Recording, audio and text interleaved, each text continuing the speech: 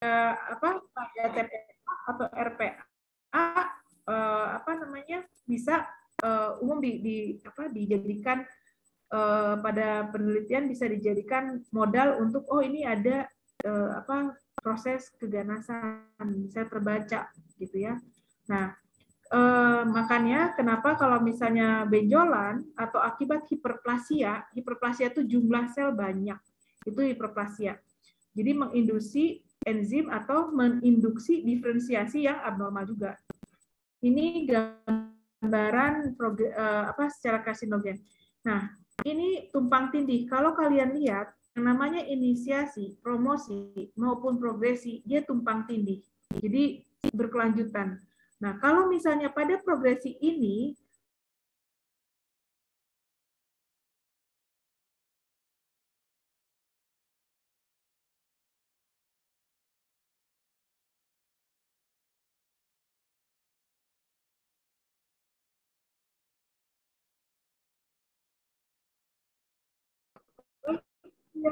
jumlahnya makin banyak yang nggak normal. Yang normal itu yang kecil yang di bawah, ya.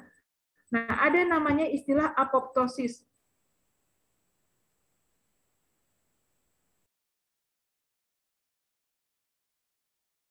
Program secara natural manusia akan dapatkan. Itu Tuhan sudah memprogram. Terjadi dia promosi atau inisiasi pada sel tumor, dia akan masuk ke cancer, ya, progression. Jadi namanya apoptosis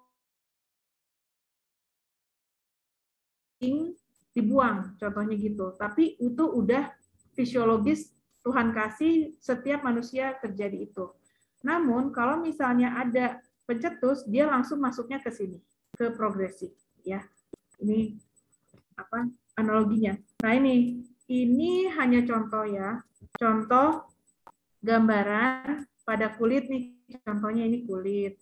Nah, ini kalau misalnya pada organ lain juga bisa ya, banyak sekali nanti istilahnya kalau udah cancer kumaha, kan misalnya dia bisa menyebar enggak gitu. Bagaimana kita memutuskan mata rantai agar tidak terjadi metastasis? Sampai saat ini belum ada suatu hal yang bisa membentengi agar si kanker ini tidak terjadi metastasis. Jadi belum diketahui ya sampai saat ini. Jadi dalam 1 sampai 40 tahun dikatakan onkogen maupun suppressor inactivations. Ingat, inactivations artinya si suppressor gennya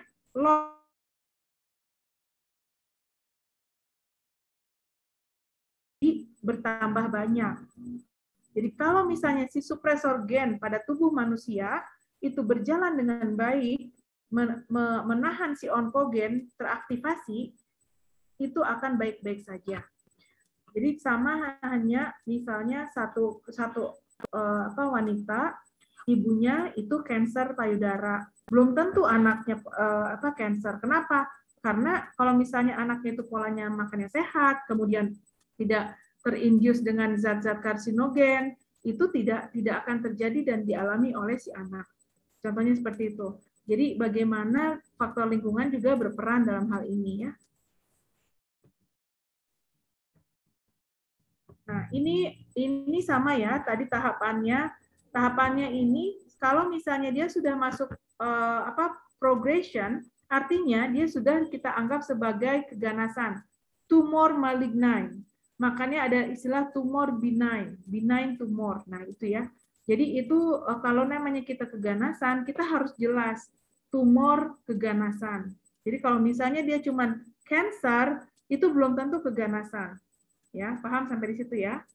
Nah, jadi kalau misalnya mutasi dari gen di sini ya, di sebelah kanan, semakin banyak yang bermutasi gen terjadi pada DNA, sehingga proto-onkogen juga akan mengkoding si onkogen menjadi tambah banyak.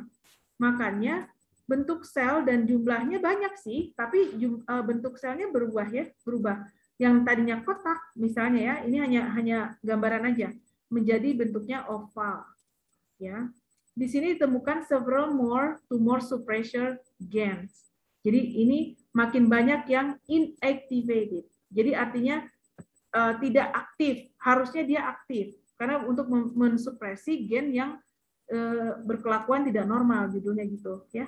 Tapi kalau terjadi malignan, artinya si supresor gen ini dia berulah, jadi dia terinactivate ya. Nah, ini patogenesis, bagaimana sih suatu infeksi atau inflamasi kronis bisa menimbulkan suatu keganasan ya. Dia ini skema yang contoh terjadi pada kerusakan jaringan. Kerusakan jaringan ini menimbulkan radikal bebas. Ini radikal bebas itu ROS, contohnya Pg2, NO, nitrogen oksida, ini namanya radikal bebas. Radikal bebas ini akan memperberat kerusakan DNA dari suatu jaringan. Ya.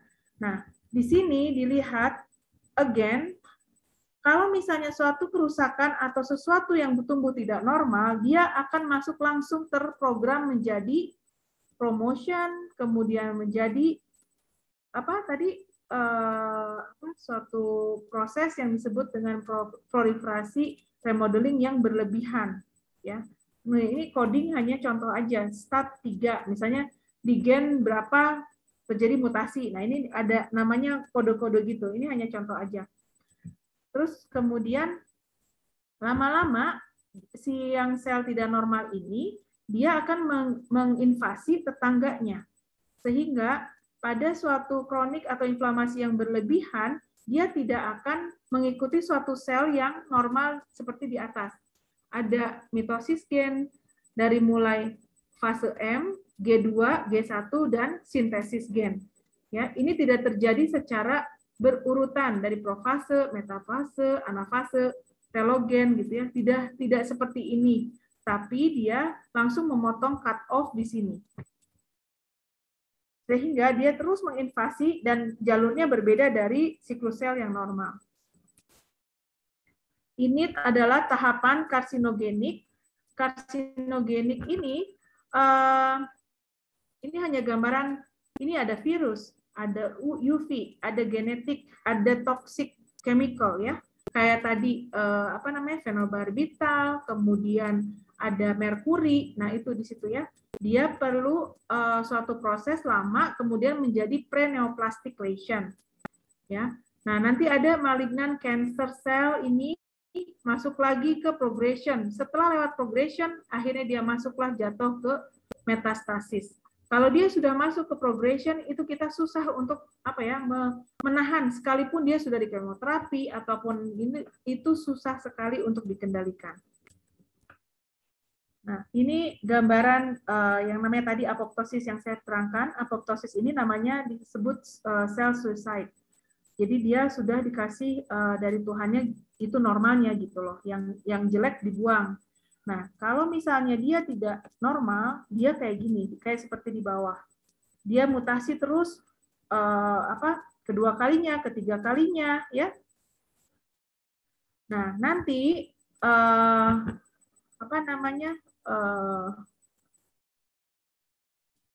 ini sebelah kanan ada gambar, ya, gambar yang secara skematis ada namanya suatu perubahan genetika, ya, dilihat ya di sini. Genetika di sini dia ada namanya differentiation terminal, ada namanya control growth, ya, itu ada di sini, ekspansi di sini, di mana perubahan genetik ini, ya, genetika ini masuk ke malignan di suatu organ, contohnya di sini di paru-paru.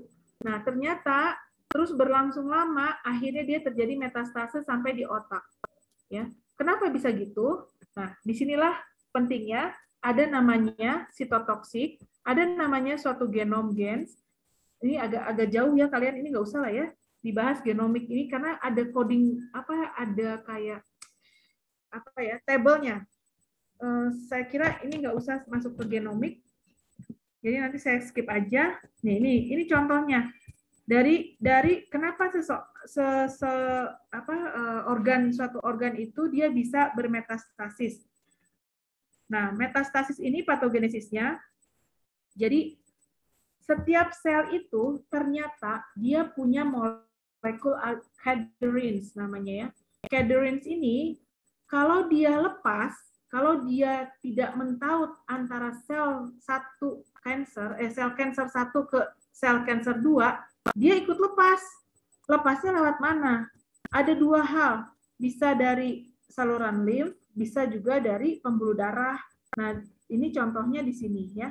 Ada namanya cell loosening, ada namanya degradation, invasion, kemudian adesi. Adesi itu perlekatan ya, ekstravasasi itu dari sel masuk ke pembuluh darah. Angiogenesis artinya memicu pembuluh darah itu untuk tubuh tidak normal ya. Akhirnya seperti gambar di bawah ini. Ada namanya tumor embolus. Embolus tumor nempel ke sini, akhirnya masuk lagi ke sel dan terjadilah angiogenesis yang tidak normal untuk mencetuskan metastasis tumor. Semoga skematis ini membantu kalian nanti ya. Yang jelas di setiap sel, kenapa dia bisa terlepas, bisa jauh ke organ otak tadi, contohnya pada paru-paru, itu karena molekul cadherins-nya nggak ada, ya, terlepas. Maksudnya out of control. Jadi sehingga selnya masuk ke pembuluh, ya, seperti pada gambar di bawah ini. Nah, jadi apa sih sebenarnya suatu metastasis itu?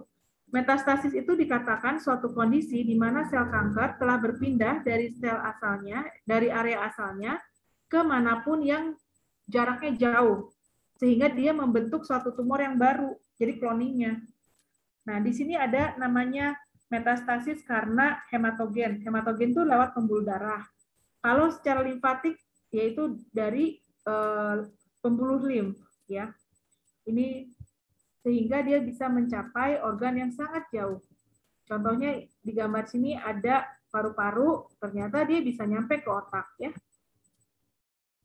Ini beberapa contoh metastasis proses, ya, di mana terjadi di sini ada namanya sel tumor lewat pembuluh darah. Ini satu sel nih ya, yang coklat ini, satu biji, terus kemudian dia bisa bergerak, bisa mengekstravasasi, masuklah dia ke pembuluh darah, ya. Ini kalau kita lewat hematogen yang tadi, ya. Nah, kalau misalnya dia masuk lewat apa namanya saluran limf juga bisa ya. Pokoknya dia bisa mix juga bisa. Jadi setiap apa namanya sel kanker di suatu organ itu beda-beda. Misalnya kayak kanker payudara. Payudara itu dominan dia limfogennya yang dominan untuk menyebarkan metastasis sel kankernya ya. Ini gambaran dari istilahnya ekstravasasi, kolonisasi, ya. Kalau kolonisasi kan terlokalisasi maksudnya. Nah, kalau dia sudah terbentuk tumor di tempat lain, namanya disebut istilahnya secondary tumor biasanya ya. Secondary tumor di organ yang sama atau lokasinya berbeda ya.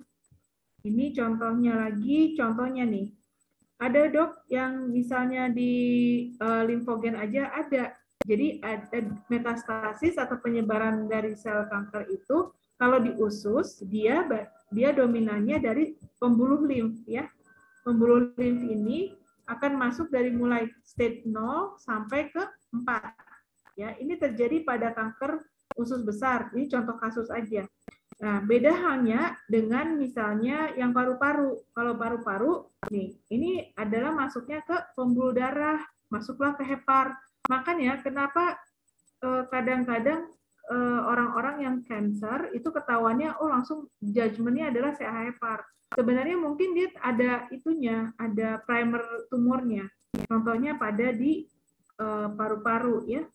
Nah, kemudian selanjutnya adalah kanker yang di adrenal. Adrenal tuh jarang ya. Maksudnya kasusnya jarang sih.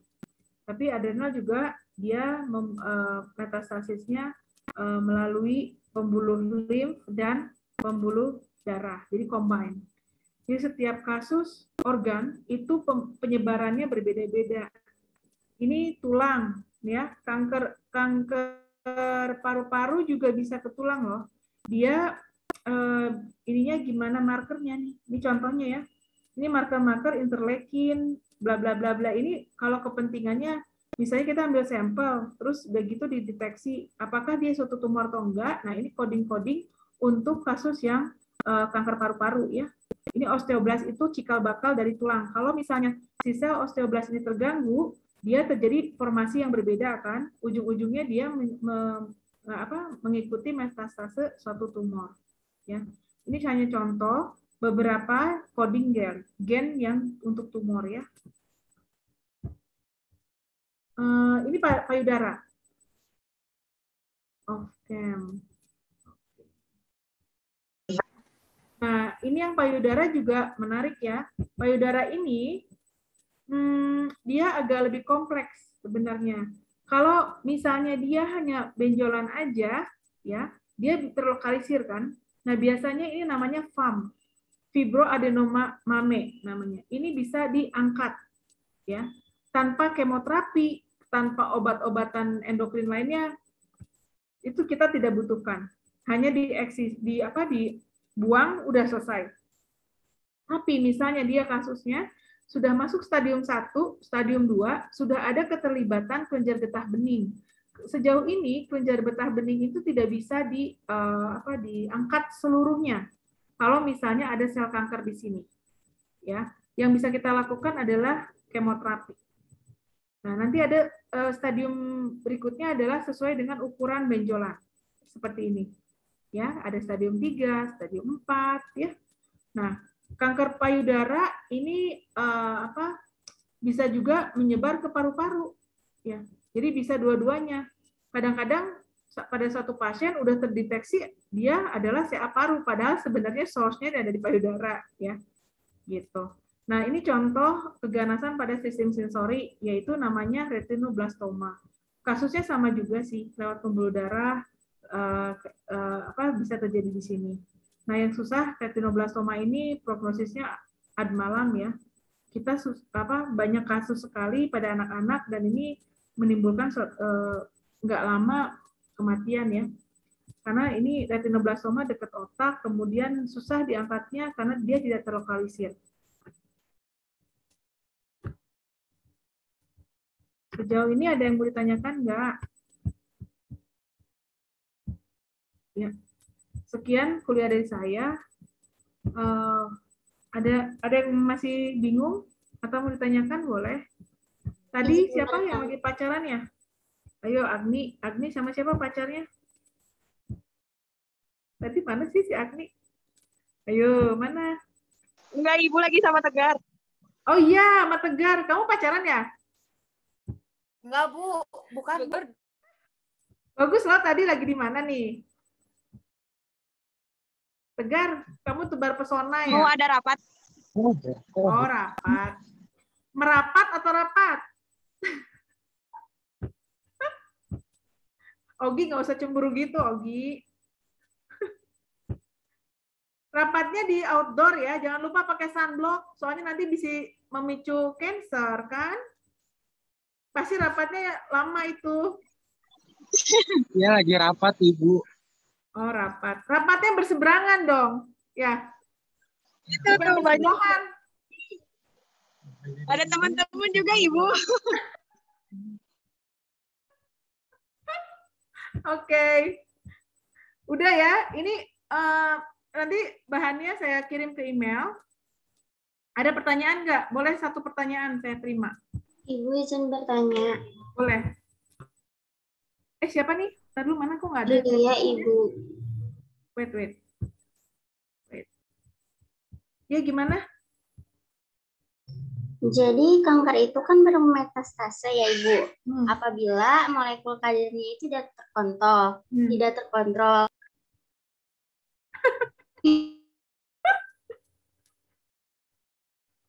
Oke, pelan-pelan. Jul, oke.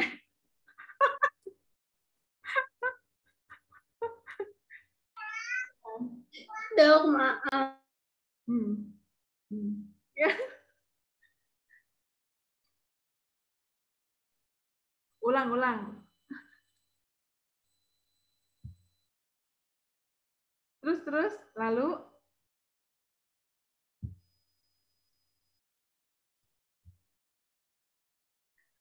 apabila yang si ibu terkena kanker itu sedang hamil, apakah anaknya juga akan terkena kanker, Dok? Karena kan si kanker ini bisa bermetastase. Ya, terima kasih untuk pertanyaannya. Jadi sebenarnya kanker itu harus didiagnosis secara pasti. Apakah dia kan ada coding gen dia kanker itu sifatnya jinak, ada yang sifatnya ganas. Kalau misalnya dia termasuk grup coding yang ganas, ya itu harus diantisipasi memang, harus dipantau setiap bulannya. Kalau pada kehamilan sih namanya amniosintesis. Jadi aspirasi dari cairan amnion. Tapi di Indonesia belum ya. Di Jakarta mungkin udah ada sih. Kalau di Bandung masih jarang karena biayanya sangat mahal. Jadi nanti monitoring per bulannya gitu loh, di amniosintesis namanya. Gitu. Kalau sudah yakin masuk ke masuk ke coding yang ganas. Tapi kalau jinak sih diangkat aja. Kalau nggak diangkat, ya udah diobatin di kemoterapi atau pakai obat endokrin gitu. Prognosisnya oke sih. Jadi harus dipastikan dulu, diagnosisnya harus tegak dulu. Apakah dia termasuk gen yang mana? Gen yang memang keganasankah, codingnya, atau ke yang jinak. Gitu. Ada istilahnya namanya amniosintesis.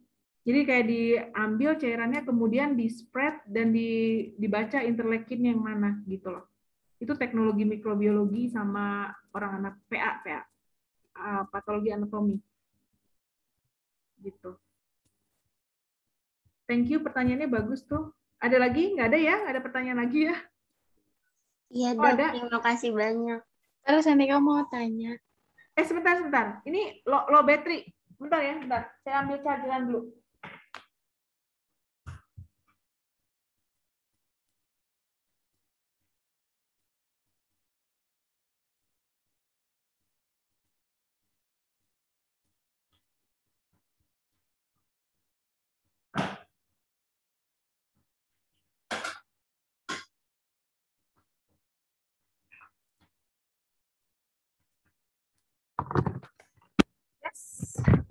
Gimana? Siapa?